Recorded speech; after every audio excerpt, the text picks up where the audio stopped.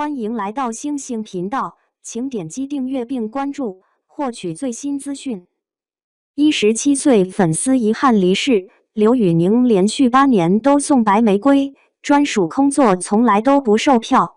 一张白玫瑰照片，2句没几个字的文案，刘宇宁工作室一发动态，评论区直接哭成一片。不是炒作，不是宣发，单纯就是一件他默默坚持了8年的事，又一次被大家看见了。在一堆暖心人设感动瞬间已经被玩坏的内娱环境里，这个故事刺眼的地方就在于他没停过。先把最关键的说清楚。从2020年起，刘宇宁每年7月29日都会准时发一束白玫瑰悼念同一个粉丝。今年2026年是第8年，文案一直很克制。2020年那句不在身边，就在心间，到2021年最美不过同行过，再到2025年的思念无声，今年变成了一句点到即止的总有人会停留。统一特点，没煽情，没卖惨，没营销，只有持续。在内娱，这种没有热搜预算却能坚持8年的情感动作，说实话不多见。很多人开始追溯这份坚持到底怎么来的。时间要回到2019年的一个夏天，那年7月29日，一个叫229号的小姑娘因为病痛离开了世界，才17岁。在粉丝数据组，她的编号是229，她人生里最大的愿望，简单到不能再简单，想去现场看一次刘宇宁的演唱会。她没等到，期待的那张票没拿到手，场馆的灯没亲眼看见，人就走了。这事转到刘宇宁耳朵里，他显然没当成一条粉丝故事素材就翻页过去。后来在那一年自己的第1场个人巡演上，他当众说了一句承诺：往后我所有的演唱会都会专门给你留一个位置，记得来。这句很普通的舞台话，他没把它当成一个现场煽情段落，而是按实物给落实了。为了和229呼应，他自己选了22排9号这个座位。从那一场开始，22排9号永远空着，永远放着一束白玫瑰。不对外售票，不做临时调整，不因为场馆大小、城市变化就这次先算了。巡演去哪，白玫瑰就去哪。很多人容易忽略一个细节，明星在台上说记得来，台下观众听听就过去了。真正考验人的是演唱会之后的那一场又一场。刘宇宁在每次彩排都会亲自走到那张空座位前确认，把花束摆好，再叮嘱灯光师整场演出灯光一定要打在那束白玫瑰上，全程不能暗。演出结束，灯光才可以收。这不是镜头前的走位，而是演出前的习惯。镜头很少拍到，但每次都在做。很多人说，真正能暴露一个人是不是在玩人设，不是看他在镜头前说了什么，是看他在没人拍的时候还做不做。这个空位就是典型。到了《如约》这首歌，仪式感又更往前走了一步。每当唱这首为遗憾与重逢写的歌，他会换上干净的白衬衫，手腕系黑纱，慢慢走向那张空座位，没有多余动作，就是走过去唱。台下上万粉丝自动打开手机闪光灯，整个场馆被点亮，每个人的灯加起来，把这个仪式完成。很多有着类似遗憾的粉丝都在那一刻找到共鸣。有人是没赶上某场演出，有人是曾经一起追星的朋友已经离开，有人只是单纯觉得被人记住很重要。一边是线下演唱会的固定空位，一边是每年7月29日准时更新的那束白玫瑰。从2020年那一次开始，8年从没有缺席过。清一色是简单配文，没有长篇故事，没有回顾视频。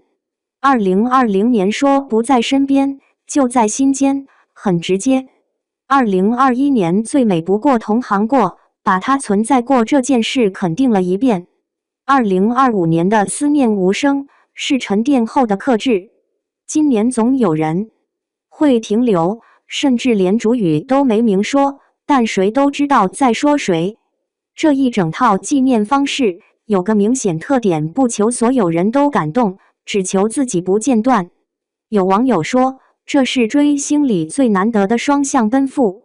一边是17岁女孩拼命在爱短暂的青春里把看演唱会当成唯一大愿望，一边是被爱的那个人没有把这份喜欢当成数据，当成路演的素材，而是认真记住一个名字，对一个编号负责。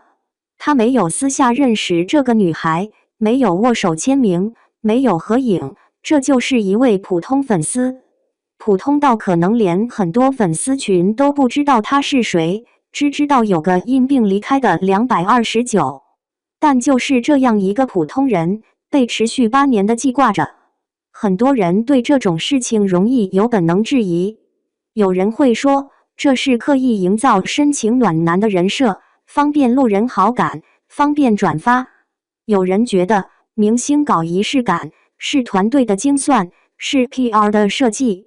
这种怀疑在内娱不是少数，因为太多暖心故事结果被扒出来是团队统一撰稿，甚至是照着剧本演。但这件事麻烦就在于它穿越了时间线，人设可以演1年、2年，顶多3年，8年不间断，每次巡演保证空位，彩排反复确认花束和灯光，纪念日准时发文。这种低曝光度高成本的坚持，理论上不符合套路经济。你要真想靠这个事情博眼球，早就在每一场演唱会都做大规模拍摄，剪辑感人短片，到处投放了。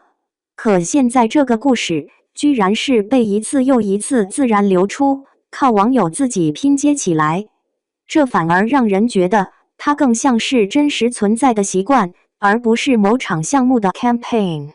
再拉回到整个内娱环境看，这几年娱乐圈更新太快，新星出道、爆红、争议、淡出，周期缩到1年甚至几个月，各种宠粉故事稍微集中推送，大家眼睛就疲劳了。这时候，一个8年如一日的白玫瑰站在这个环境里，显得格外突兀。它没有主打宠粉福利，没有带消费链接，也没引导大家去看某个作品，甚至每年的文案都算不上有商业价值，只是一个人对另一个人的纪念。这种东西对算法来说可能是不合算的，对一个艺人来说其实也是投入多，回报少。但是很多人就是被这种不算计打动了。还有一个容易被忽视的点，这份温柔表面上只给了编号229的女孩，实际上很多有相似经历的人都从中得到安慰。有人在评论区说自己有朋友当年约好一起看某场演唱会，结果最后没来，是因为永远来不了。有人说家里人曾经陪自己追星，现在却再也拿不起应援。当他们看到22排9号那个永远空着的位置，会本能地把自己的故事投影进去。追星这件事，在很多人眼里是轻飘飘的，是可以被随时换掉的。但当一个艺人用8年去证明他记得某个人，大家心里的那点我是不是也很容易被忘记的担忧，就会被放松一点。被人长久记住，就不算真正离开。这句话在这个故事里显得不虚。再说回刘宇宁本人，这几年他身上有不少标签，歌手、演员、综艺嘉宾，各种身份在变。外界对他的评价也在变，有人喜欢他的作品，有人质疑他的路线，这都正常。但有一个东西，这8年没变，他对粉丝的态度，不是集中在摄像机开机那一刻，不是只在见面会、打歌舞台上说几句谢谢你们的支持，而是在很多人看不见的地方留下位置，留灯光，留花束。这其实就是把粉丝当成真实存在的人，而不是追星群体的一部分。当然，也不用把这件事拔得多高。它不是某种道德楷模故事，也不是要大家都学他搞仪式。对一个公众人物来说，能在自己的舞台上腾出一个位置，记住一个离开的名字，已经足够说明问题。更重要的是，这个故事对饭圈有个提醒：真正让人信服的情感，不是靠长段文案和精致图集堆出来的，是靠时间。那些1年内搞10几次宠粉剧本，结果半年后连粉丝名都叫错的人，迟早会被看穿。而一个从2019年开始就记住229这个编号，到2026年仍然不间断纪念的人，很难用人设2个字解释完。有人问，这件事到底说明了什么？在我看来，有3个现实感很强的结论。第一，追星可以是双向的，但前提是双方都把这件事当真。17岁女孩把它当成生命最后阶段的光，拼命想去看他一次。她没有把这份热烈当成短期流量，而是用自己的方式回应了。第二，艺人和粉丝之间最稳固的纽带不是福利，而是被看见、被记住的那一刻，哪怕只是一句记得来，一个座位号，一束花。第三，在一个信息飞速更迭的娱乐圈里，能抵抗遗忘的其实不是爆红，而是持久。这束每年如期而至的白玫瑰，同时对粉丝、对艺人、对旁观者都起了作用，告诉大家，舞台上那点掌声会停，但记忆可以不跟着散。最后一句话，8年白玫瑰之约，22排9号永不售卖，一个编号229被反复提起。这不是为了让更多人认识他，而是为了不让他在时间里彻底消失。当内娱还在疯狂比拼谁的热度高的时候，这样一种不吵不闹的常情，反而成了最稀缺的东西。真正有分量的追星，是时隔很多年，我还能说出你的名字，你也始终在这片光里，哪怕你已经不能亲自来现场了。